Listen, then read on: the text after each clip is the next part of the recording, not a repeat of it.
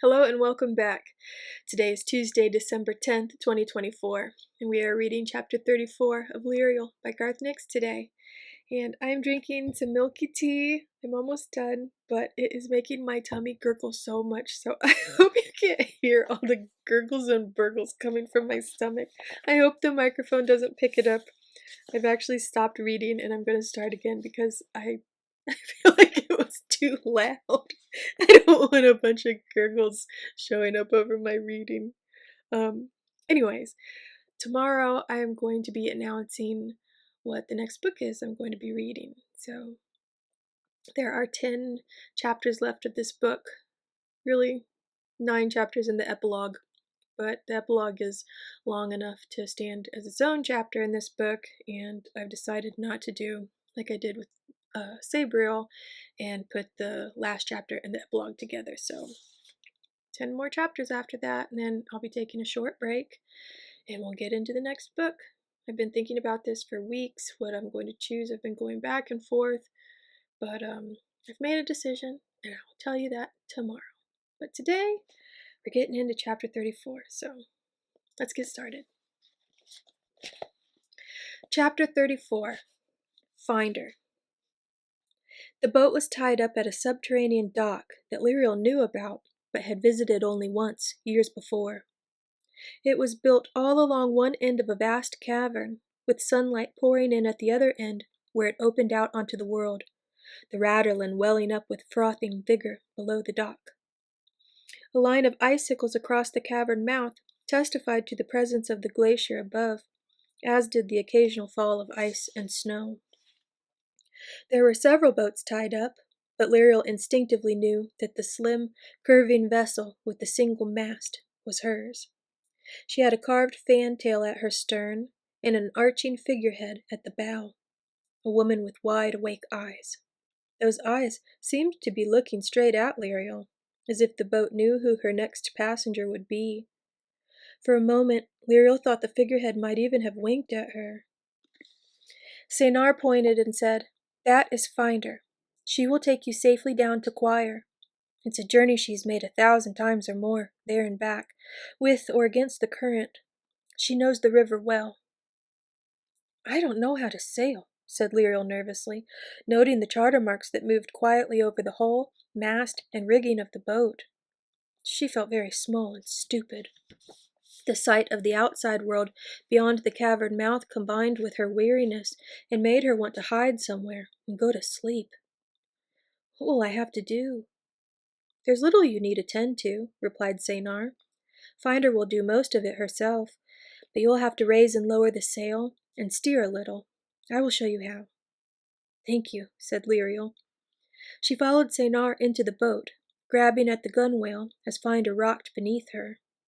Rael passed Lirael's pack, bow, and sword across, and Saynar showed her where to stow the pack in the oilskin-lined box at the vessel's forepeak.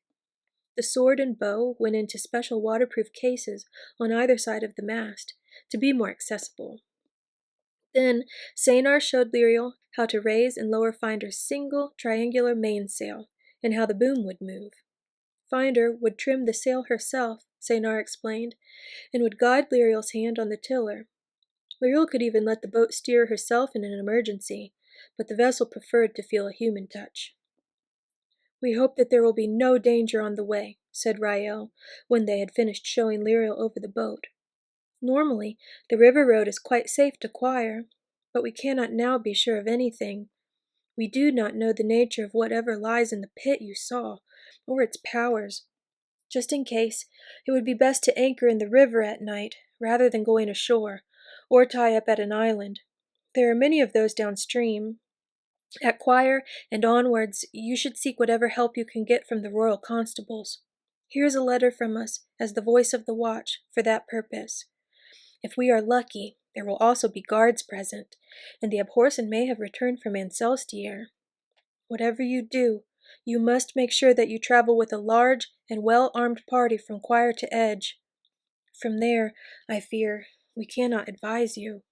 The future is clouded, and we can see you only on the Red Lake, with nothing before or beyond that. All summed up, that means "Be very careful," said Saynar.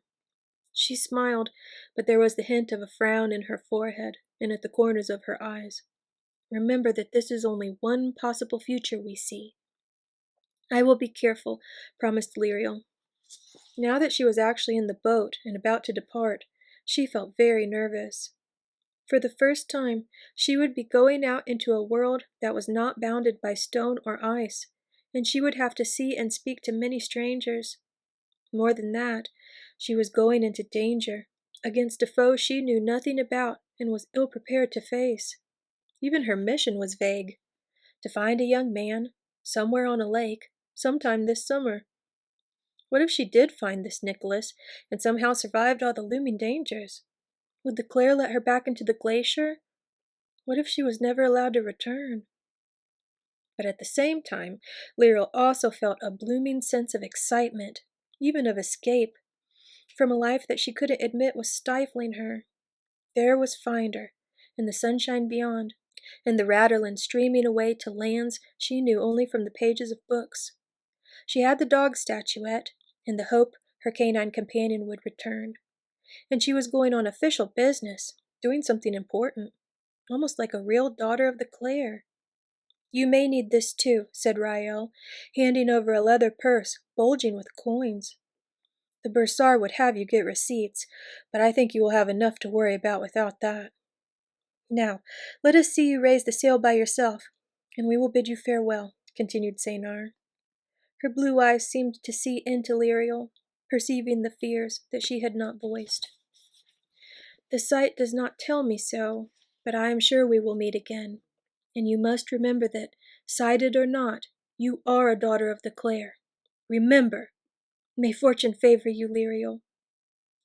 Lirael nodded, unable to speak, and hauled on the halyard to raise the sail. It hung slackly, the cavern dock being too sheltered for any wind.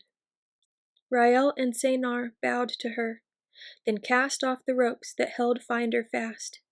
The Raderland's swift current gripped the boat, and the tiller moved under Lirael's hand, nudging her to direct the eager vessel out towards the sunlit world of the open river.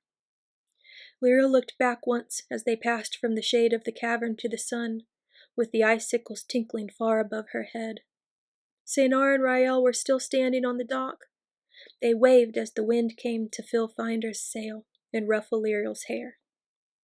"I have left," thought Lirael. There could be no turning back now, not against the current. The current of the river held the boat, and the current of her destiny held her. Both were taking her to places that she did not know. The river was already wide where the underground source came to join it, fed by the lakes of snow melt higher up, and the 100 small streams that wound their way like capillaries through and around the Claire's glacier. But here, only the central channel, perhaps 50 yards across, was deep enough to be navigable. To either side of the channel, the Raderland shallowed, content to sheet thinly across millions of clean-washed pebbles. Lirael breathed in the warm, river-scented air and smiled at the heat of the sun on her skin. As promised, Finder was moving herself into the swiftest race of the river, while the main sheet imperceptibly slackened till they were running before the wind from the north. Lirael's nervousness about sailing lessened as she realized that Finder really did look after herself. It was even fun, speeding along with the breeze behind them, the bow sending up a fine spray as it sliced through the small waves caused by wind and current. All Lirael needed to make the moment perfect was the presence of her best friend, the disreputable dog. She reached into her waistcoat pocket for the soapstone statuette. It would be a comfort just to hold it, even if it would not be practicable to try the summoning spell until she got to choir and could get the silver wire and other materials. But instead of cool, smooth stone, she felt warm dog skin, and what she pulled out was a very recognizable pointy ear, followed by the arc of round skull, and then another ear. That was immediately followed by the disreputable dog's entire head, which was much too big by itself to fit in the pocket, let alone the rest of her. "Ouch! Tight fit!" growled the dog, pushing out a foreleg and wiggling madly. Another foreleg impossibly followed, and then the whole dog leapt out, shook hair all over Lirael's leggings, and turned to give her an enthusiastic lick. "So we're off at last!" she barked happily, mouth open to catch the breeze, tongue lolling. "About time, too! Where are we going?" Lirael didn't answer at first. Oh, I'm crying. I'm so glad she's with her. Okay. Lirael didn't answer at first. She just hugged the dog very tightly and took several quick, jarring breaths to stop herself crying. The dog waited patiently, not even licking Lirael's ear, which was a handy target. I have to wipe my eyes. Here I go again. Okay.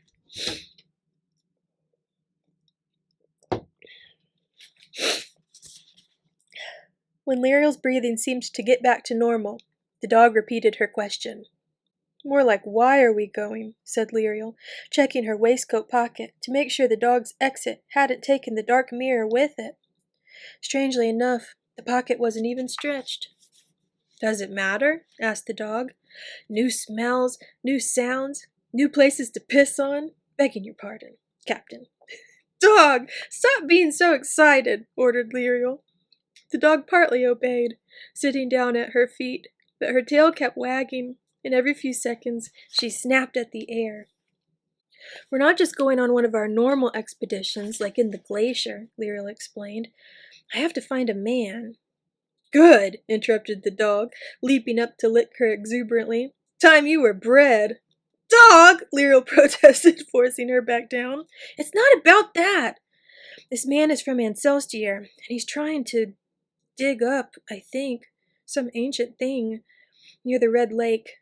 A free magic thing, so powerful it made me sick, even when Rael and Seynar only showed it to me through a vision. And there was a necromancer who saw me, and lightning kept hitting the hole in the ground." "I don't like the sound of that," said the dog, suddenly serious. Her tail stopped waving, and she looked straight at Lirael, no longer snuffling the air. "You'd better tell me more. Start at the beginning, from when the Claire came to find you down below." Lirael nodded and went over everything that the twins had said and described the vision that they'd shared with her. By the time she'd finished, the Radarland had widened into the mighty river that most of the kingdom knew. It was over 1/2 mile wide and very deep. Here in the middle, the water was dark and clear and blue, and many fish could be seen, silver in the depths. The dog lay with her head upon her forelegs and thought deeply. Lirael watched her, looking at the brown eyes that seemed to focus on far distant things.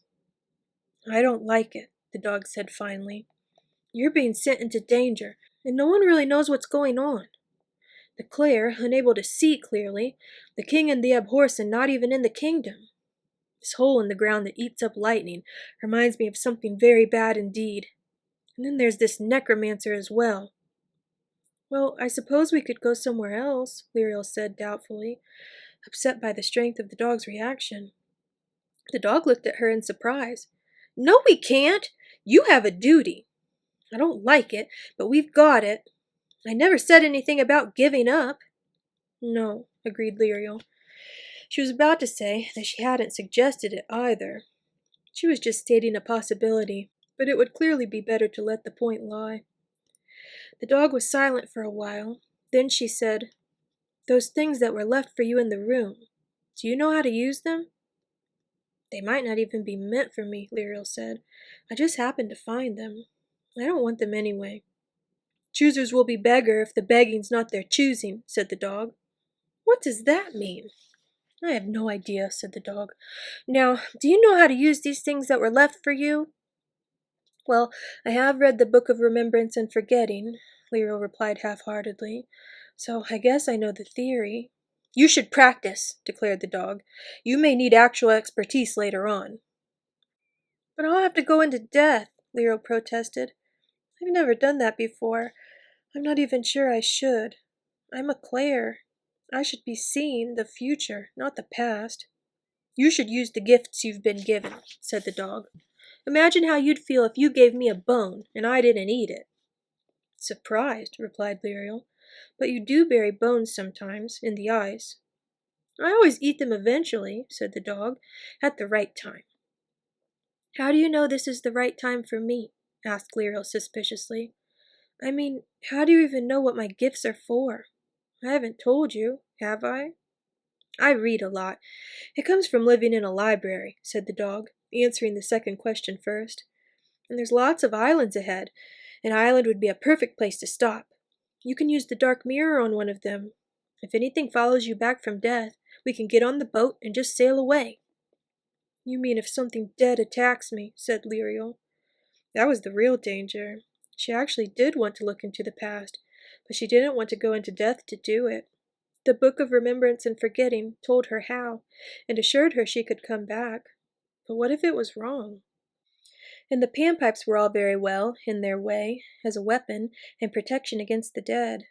7 pipes, named after the 7 bells used by a necromancer, only they weren't as powerful as the bells, and one part of the book said that, though generally the instrument of a remembrancer, the pipes are not infrequently used by abhorsons in waiting till they succeed to their bells, which didn't make the pipes sound all that fantastic. But even if the pipes were not as strong as the bells, the book seemed to think they were powerful enough to assure her safety, provided she could use them properly, of course, having only book learning to go on. Still, there was something she particularly wanted to see. "We need to get to Edge as soon as possible," she said with deliberation. "But I suppose we could take a few hours off. Only I need to nap for a while first. When I wake up, we'll stop at an island, if there's one near. Then, then I will go into death and look into the past." "Good," said the dog. "I could do with a walk." And that's the end of chapter 34. So, she got her dog back. I knew she'd get the dog back. I remembered that from reading it the first time, but I hope you enjoyed that reading. If you did, I would love it if you would like, comment, and subscribe. Like I said, I will post, or did I say it? I don't remember now. I will post the next chapter tomorrow at 8 p.m. Eastern Standard Time. And until then, I hope you have a wonderful rest of your evening. Eat something good. Stay warm if you're in this cold part of the world like I am. And as always, okay. Take care. And as always, may your magic manifest.